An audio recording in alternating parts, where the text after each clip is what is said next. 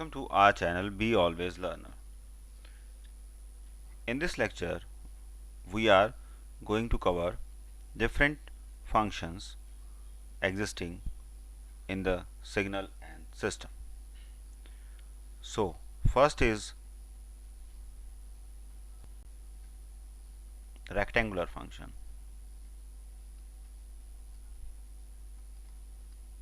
rectangular pulse function. So, mathematically, we are representing the signal by the symbol pi, which is a function of t is equal to 1 for t, or we can say mod of t less than and equal to 1 by 2, and this function is 0 otherwise. So this is the first one, and graphically we are having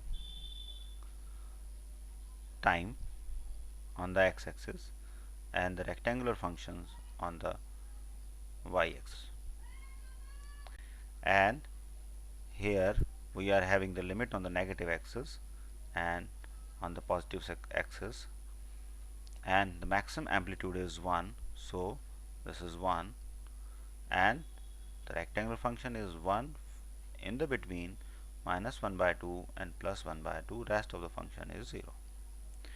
Another function is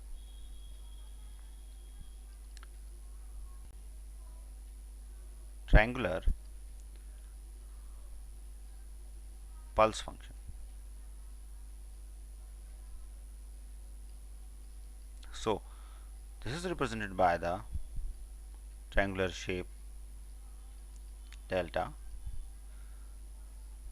is equal to 1 minus mod of t divided by a. It means it is a decreasing function for mod of t less than and equal to a. It means it is going to exist on both the sides of the y-axis, and it is 0 when t mod of t is greater than a. It means it is going to exist for both the sides of the function.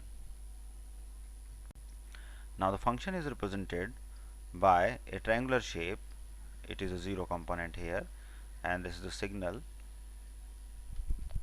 and there is a time axis, and the maximum value as it is given by the equation is 1, and if it is 1 and it is decreasing by the amount t mod of t by a. If I am talking about on the positive axis, then it is a, and it is on the negative axis minus a, and it is monotonically decreasing on this side and monotonically decreasing on this side. It means the function is in triangular shape. Next is signum function.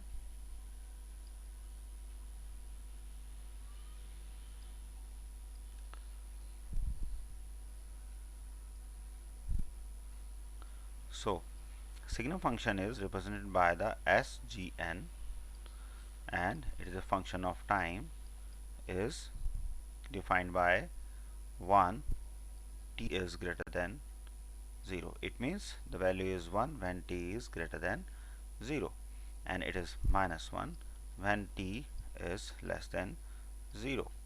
It means the mathematical representation is like this. This is the y component, this is the x component, and this is say 1 amplitude, and it is say minus 1 amplitude. If I am talking about the given that t is greater than 0, for this it is 1. So for greater than 0 it is 1, for less than 0 it is minus 1. So this is the signum function. These are the basic functions used for the analysis of different systems. Next is sinc function.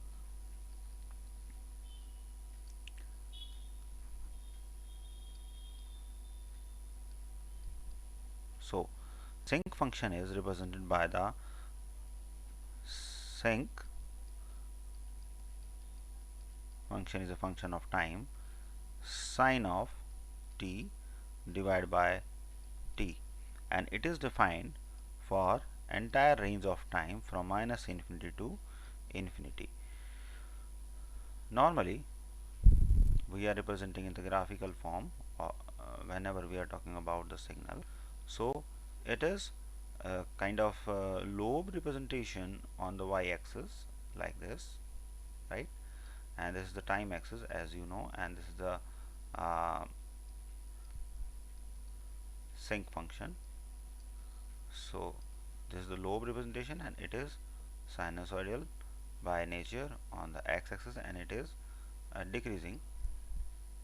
And again on this axis it is also a function which is decreasing by nature. So this is the sinc function we are having. Another more important function, we can say that Gaussian function.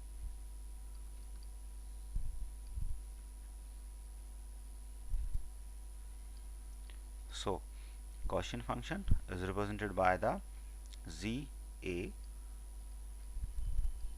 and it is represented by the e raised to the power a t square with negative sign, and again it is defined for entire range of time from minus infinity to infinity. So this is infinity, minus infinity to infinity, and the graphical representation of this kind of signal is kind of this representation. Here it is having 0, and it is a lobe representation, the Gaussian function, bell shape function. We can also say this bell shaped function. Another kind of representation, here we are having a sinusoidal function representation, or we can say the sinusoidal signal.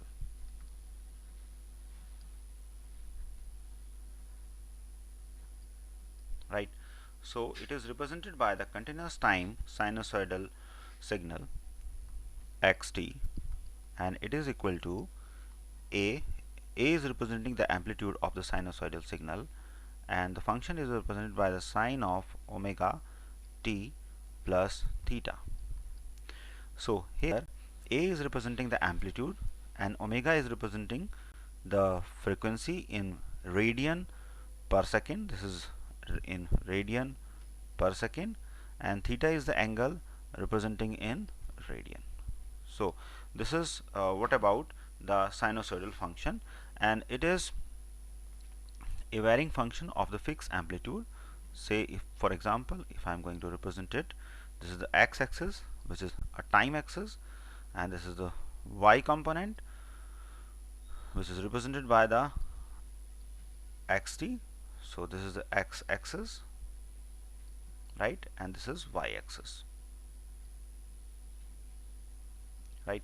So it is of the same amplitude, and the sinusoidal function is going to vary in the same way, right. So these kind of signal is represented by this. Another kind of representation, here we are talking about the real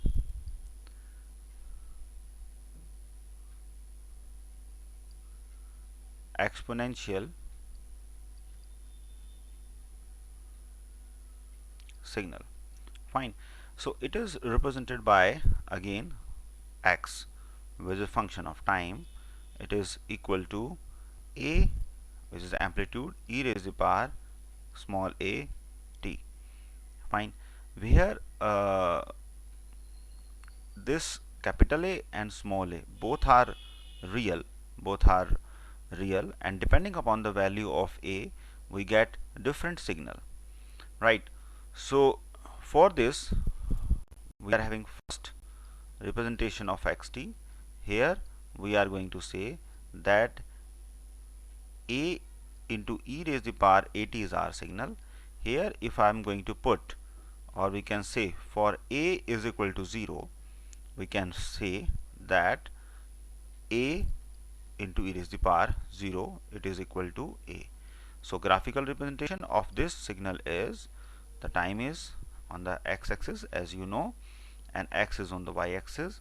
So here if it is the amplitude a, we are having So this kind of signal is varying like this, from minus infinity to infinity the component is going to vary.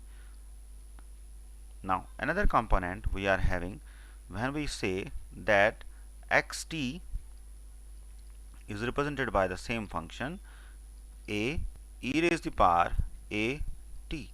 So in that case, if a is greater than 1, so what will be the shape of the function? So if it is like this, so we are having again the time axis and the xt on the y-axis.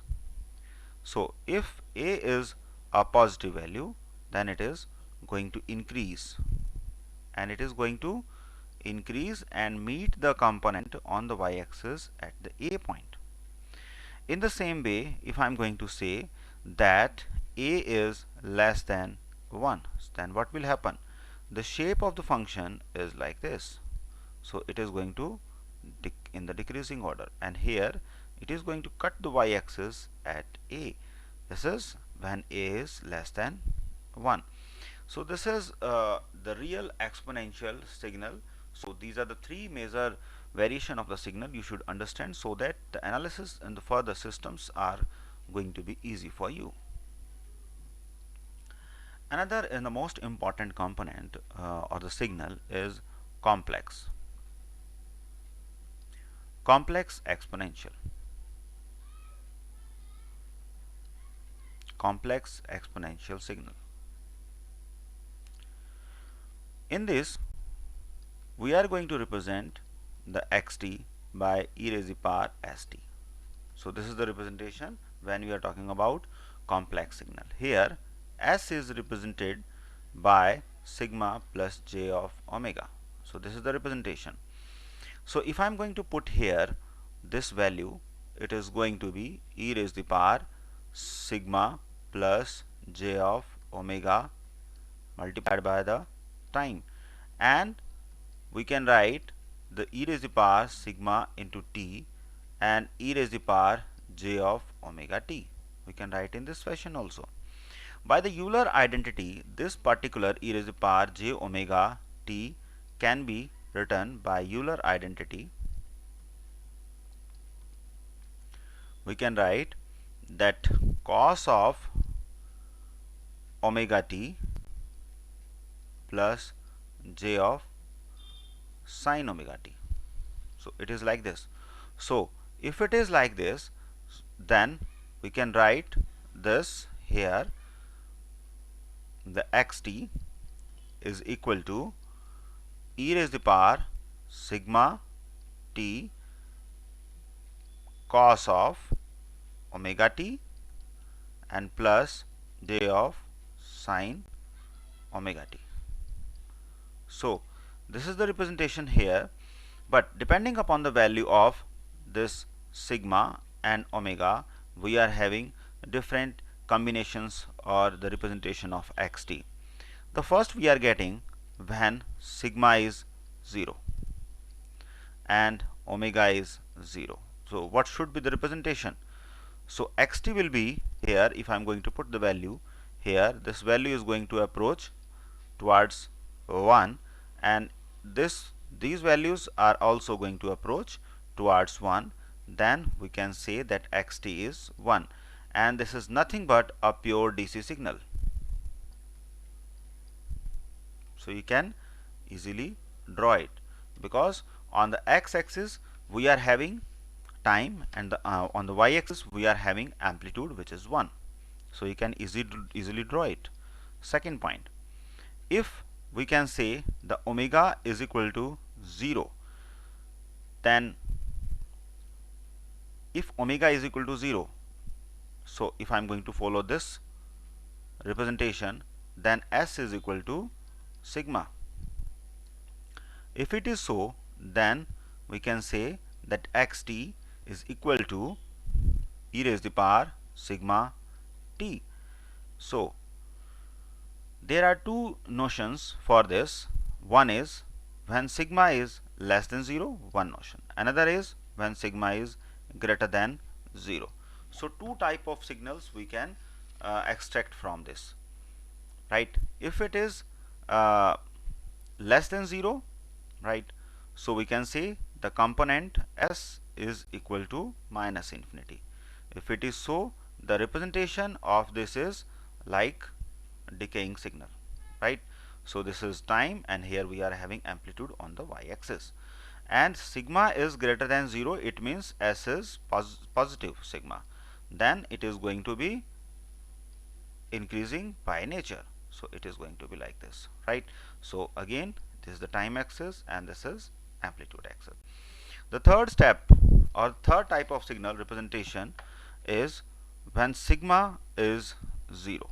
If sigma is 0, then we can say that s is equal to plus minus j of omega, which gives that xt is equal to e raised to the power j omega t, and which is a sinusoidal component. Here there is no phase shift, it means phi is 0, and this is a sinusoidal component.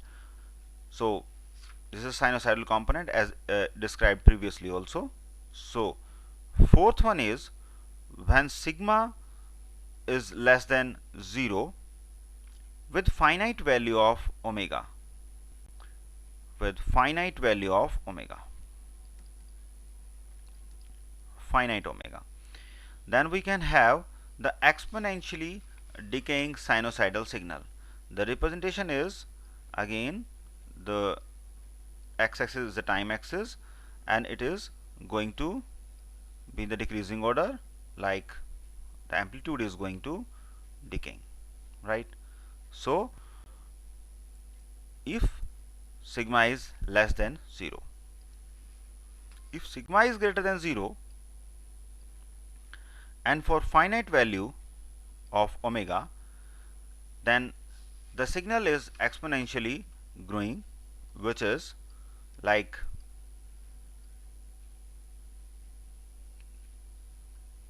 this is increasing by nature. So this is kind of this signal. So it is going to increase, right? So this is the outer shape of the signal which is going to increase. Hope you like the signal representation. So please share and subscribe our channel. We'll meet in the next lecture.